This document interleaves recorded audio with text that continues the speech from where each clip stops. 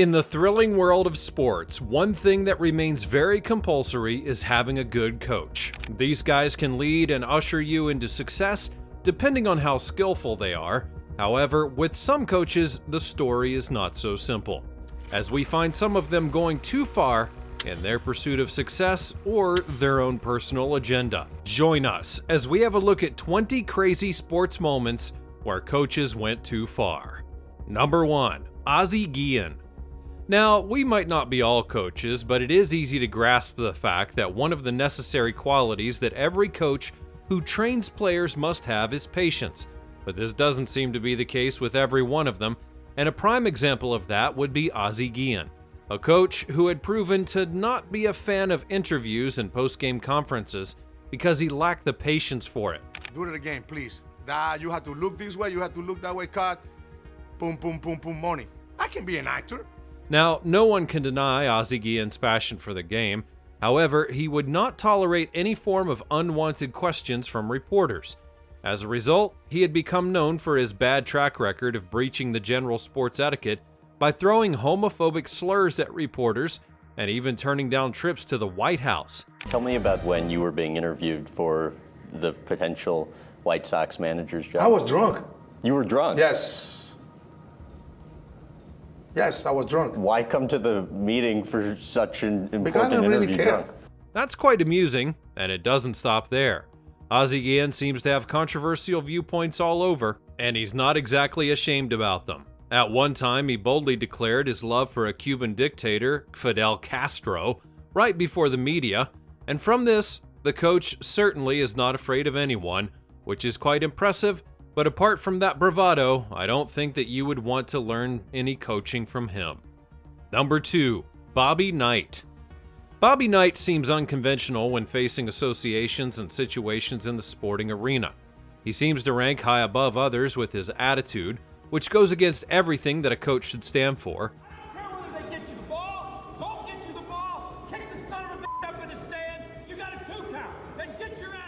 When he threw a chair at a game in 1985. And that wasn't all. We find it normal for this coach to get physical in his dealings.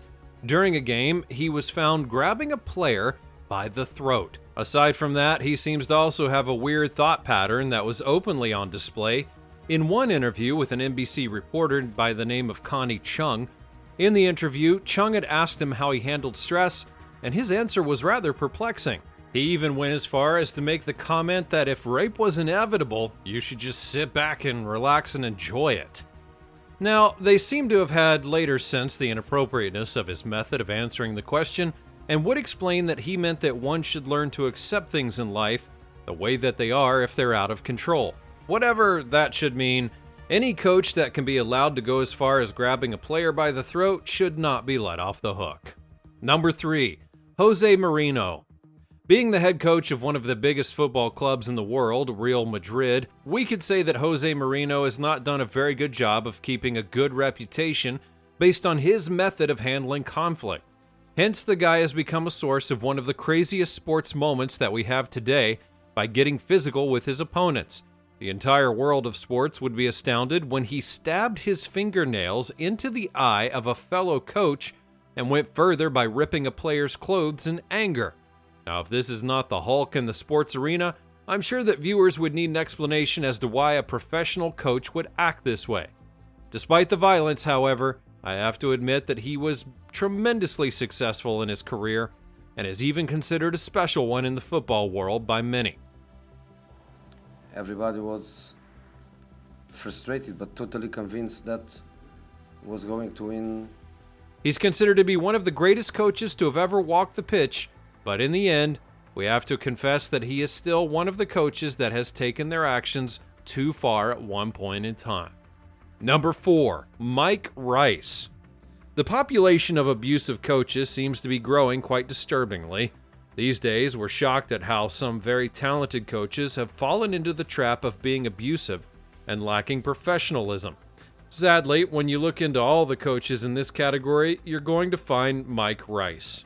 Try to explain it, but right now there's no explanation for what's on those films because there is no excuse for it. Mike Rice has a unique reputation for being an abusive coach. and consequently, he had been recently removed from his position as the head coach of a university's basketball team.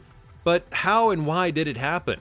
It all began when a video showed the coach verbally and physically abusing his players.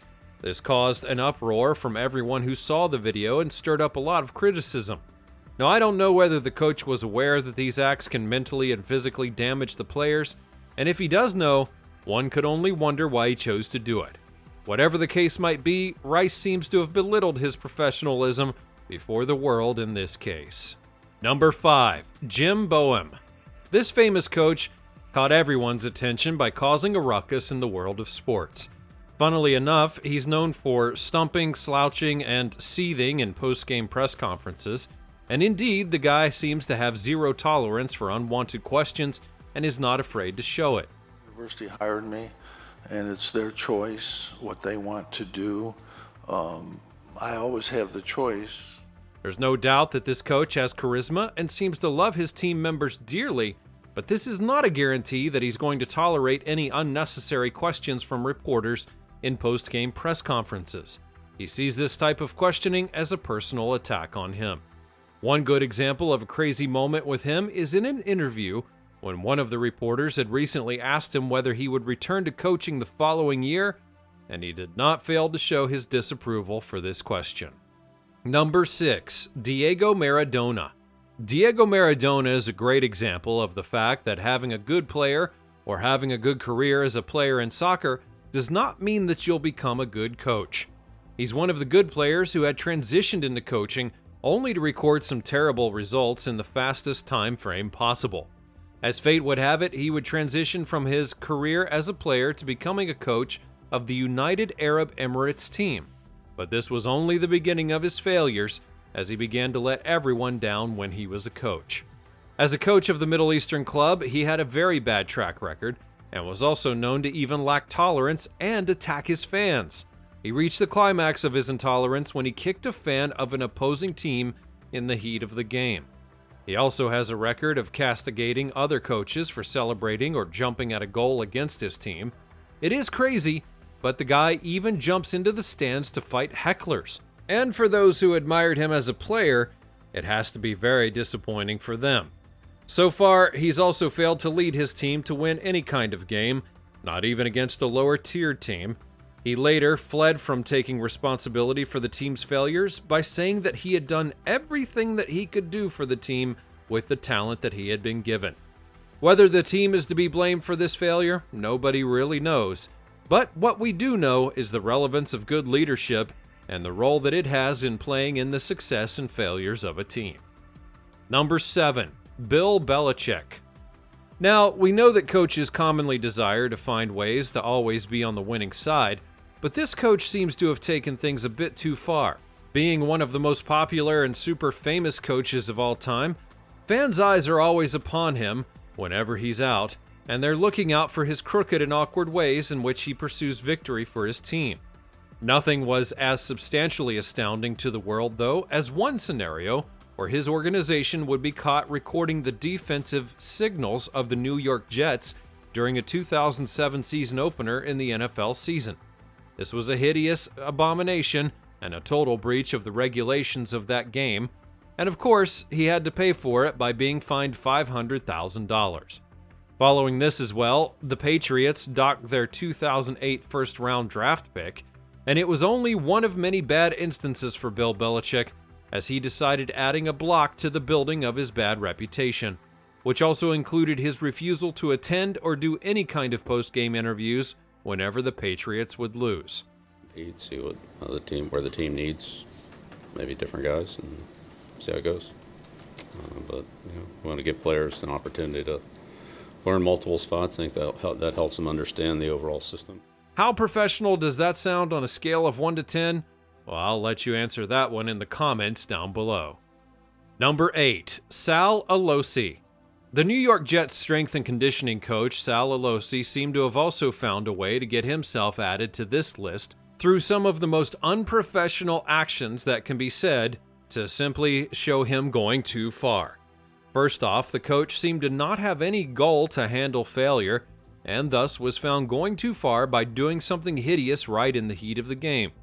He saw no means to relieve his anxiety for failure other than to trip a Miami Dolphins special teams player who was running down the sideline during a game in 2010. When the case was first taken into close consideration, he had initially denied that it was on purpose. Do it again. I sure as heck take a step back. It was just a situation where. But with so much investigation into the case, there was no need to deny the facts any longer, as it became quite obvious what his intentions actually were. He would later admit to his heinous actions and was fired from the team, and that's what you get when you overstep your boundaries as a coach. Number 9. Woody Hayes. This guy is obviously one of the most talented coaches that we have in the world of sports, but his temper has not let him stay clean in the long run. Rather, it's put his career in jeopardy and in trouble with the public, as its reputation doesn't seem to be in good standings anymore. But what exactly did Woody Hayes really do? Well, sadly, the stunning and fierce competitor seemed to have made a name for himself as a violent coach when he threw a throat punch at Clemson's linebacker Charles Bowen at the Gator Bowl in 1978. Along with this open display of violence, the coach seems to have an interesting character and thought pattern, as he's likely grown into becoming what he is today. According to Urban Meyer, to prove toughness, Hayes had allowed a snapping turtle to bite him in his private region, giving everyone some sort of clue to the personality of this coach, and that personality would be crazy. Number 10. Billy Martin.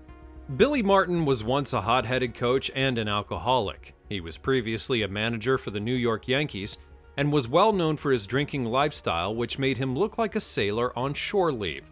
Perhaps it was due to this, but Billy was also known for his very violent nature in the field, forcing young pitchers to throw themselves into exhaustion.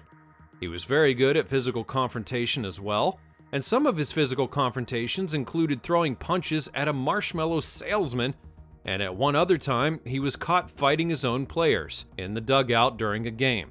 As luck was not on his side, he came out with nothing close to a victory, but rather with a broken arm. While this story's not really all that funny, we believe that coaches out there need to learn from their mistakes and know that violence is something to be refrained from. Number 11. Martin Tremblay. This youth hockey coach proved to be really poor at his coaching job. He seemed to have generally been a scheming coach, but did not seem good enough to have gone unnoticed when he claimed to have slipped on ice and accidentally tripped a 13-year-old opposing team player. Now, of course, he had stood his ground on the fact that he had been in an accident and that he had slipped, but when evidence was considered, it became quite clear that he could not keep up with the charade. The incident proved to be really damaging, as one of the players emerged from it with a broken wrist. The Vancouver man would be arrested and sentenced to 15 days in jail because of his actions. And it's just another prime example of a coach who took it too far, especially when it came to youth sports. Number 12. Marinko Lucic.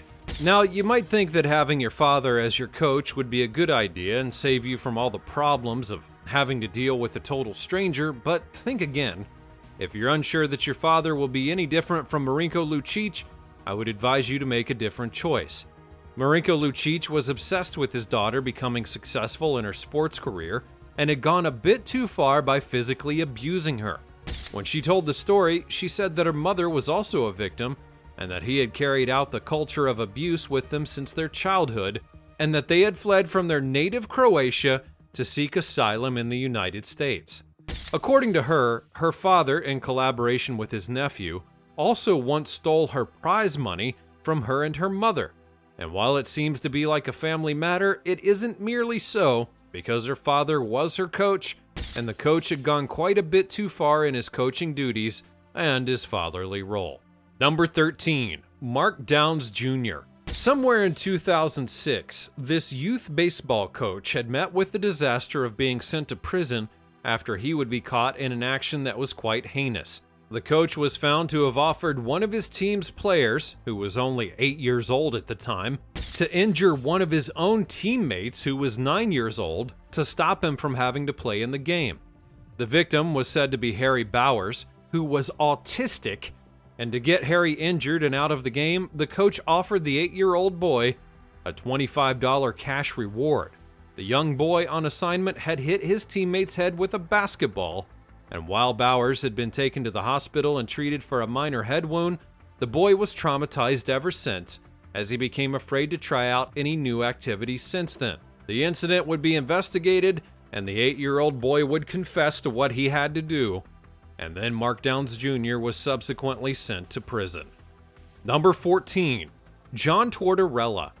As a New York Rangers coach, John Tortorella seems to have let everyone down, including his own team, when he could not manage his temper and went on a physical tirade with the opponent's fans. At the time, the New York Rangers were in a playoff series against the Washington Capitals. They were already holding a 3-2 lead in the best-of-7 Eastern Conference quarterfinal and had managed to escape an elimination with a 4-0 victory in Game 5 when their coach suddenly turned crazy, earning him a 1-game suspension for throwing a water bottle at a fan. The coach was said to have become physically involved with fans behind the New York bench and had squirted one of them with water before reaching over the protective glass and hurling the water bottle at another spectator. Now, I really don't know what the fans had said or done to inspire these kind of actions from old Torts, but fans are fans and will always be fans. However, it's only professional to not get physical with them, and since Tortorella didn't realize this, he ended up with a suspension in the process. Number 15, Bela Karoli. While training and motivating one team to become the best that they can be, using dubious actions should never be considered to be proper to attain that goal. One such means that is found totally unacceptable is the method that was employed by Bela Karoli, an American gymnastics coach. Now, it's clear that the guy wanted the best out of his trainees, but he went about it the wrong way by using fear and intimidation to motivate his athletes. Several gymnasts who had trained under him and his wife had come forward over the years, accusing them of physical and emotional abuse. These allegations included excessive training hours, harsh discipline, body shaming, and creating a psychologically and emotionally toxic environment. The gymnasts had also spoken out about enduring verbal insults and fear-based coaching methods, which raised concerns about athlete welfare and appropriate coaching practices. It's another in a long line of sad stories of a coach not knowing how to do his job properly. Number 16, Jurgen Klopp. Now, there are a lot of instances where things really do not go the way that we plan them. This is especially painful when it involves some level of failure. This is probably why Jurgen Klopp, the German football manager, seemed to have taken things a bit too far in a game when he outrageously yelled at the fourth official in displeasure over a goal dispute. Fueling his anger even more, he had lost a goalkeeper who was sent off just before an interval following a goal preventing handball outside the area. The overall game was a loss for the Dortmund team against SC Napoli with a 2-1 score, and it's quite clear that Jurgen must have acted about his emotions at the time, but it still went too far because his actions were somewhat unprofessional. Number 17, Patrick Moster. One thing that some coaches just don't know how to do is to tame their tongue. This is the case of Patrick Moster, the German cycling sports director who was found spewing out racist comments during the Tokyo 2020 Olympic Games. During the men's individual time trials at the Tokyo Olympics, Patrick Moster was caught making racist remarks towards riders from African nations. Specifically, he used racist language to describe Algerian and other cyclists during a live television broadcast. His comments were widely condemned for their offensive nature and derogatory language. Following the incident, the German Olympics Committee issued a statement that expressed disapproval over Moster's comments and confirmed that they would initiate an investigation. The International Olympic Committee also denounced the remarks and referred the matter to its disciplinary commission. In terms of consequences, Moster faced disciplinary action as a result of his comments, and he was reprimanded and issued a statement which indicated that he would be sent home from the Olympics. He would later apologize for those racist remarks, acknowledging that they were highly inappropriate and stating that they were made in the heat of the moment. Number 18, Kristoff Down. One thing is certain, and is a fact, is that a coach should be a leader by example. Hence, there are just some sort of scandals that a coach should not be found in ever, but no one seemed to have told this to Kristoff Down. Or perhaps it was inevitable for him to just get into trouble in the first place. The German football coach would be involved in a drug scandal in the year 2000, and at the time, he would be the coach of the German national football team and was considered a leading candidate for the position of national team coach for the upcoming European Championships. However, allegations would emerge that he had been using cocaine. A tabloid newspaper initially made the claims based on testimonies from individuals who had alleged that they witnessed him using drugs. The news would create a significant media storm, and this led to widespread speculation and controversy. In response to the allegations, he denied ever having used drugs and said that he would even undergo a drug test to prove his innocence. However, the German Football Association suspended his appointment as the national team coach until the allegations could be clarified. He then underwent a hair sample drug test, which returned negative for cocaine use. However, he could not provide a urine sample at the time, as he had claimed to be suffering from a medical condition that prevented him from doing so. And as a result, it would be announced that he would not be considered for the national team coach position. Following that incident, he left German football and coached clubs in Austria and Turkey. Number 19. Martina Tridos, a controversial slap. Now, it's a well-known fact that the public flowers anything that has to do with physical abuse from coaches to their team members, but to everyone's surprise, Martina Tridos still got a slap in the face from her coach in public at the Olympic Games. During one particular match, she was seen being slapped in the face by her coach before stepping onto the mat. The incident received some significant attention and sparked some controversy. The incident went viral on social media, with many viewers expressing concerns over the coach's actions. Some would argue that such behavior was unacceptable and amounted to abuse, while others would suggest that it might have been a motivational technique within the context of the sport. Following the incident, both Tridos and her coach addressed the situation. Tridos would state that the slap was a pre-competition ritual that she and her coach had agreed upon to get her into the right mindset. She emphasized that it was not a sign of abuse and fully supported her coach's actions. The coach also confirmed that the slap was intended to motivate her and that Tridos had given consent. While the incident did generate debate and divided opinions, we'll all have to just settle with the fact that cultural practices and coaching methods can be very different in many sports and in many different contexts. Number 20. Terry Tobert. Now there's one thing about doing sports, and that's the fact that you can't always get it right. This seems to have been the case with Kamila Valieva when she fell into one of her training routines. Kamila was well known as a figure skater and had fallen during a routine, and at that point you would think that everyone would understand that it was simply a mistake and that things like that happen. But the world was left mouth wide open when her coach awkwardly reacted, and she was clearly not thinking the same way as the public, which led to a very discouraging reaction. In contrast to what everyone thought would be her actions, Terry Tobert took advantage of the moment to berate her in a harsh manner. No one was happy about it, which would explain why the coach is on this list. What are your opinions about these coaches, and which of their actions do you find the most shocking? Perhaps there's another coach that should be in this category. Let me know your thoughts in the comments section down below, and I'll see you next time.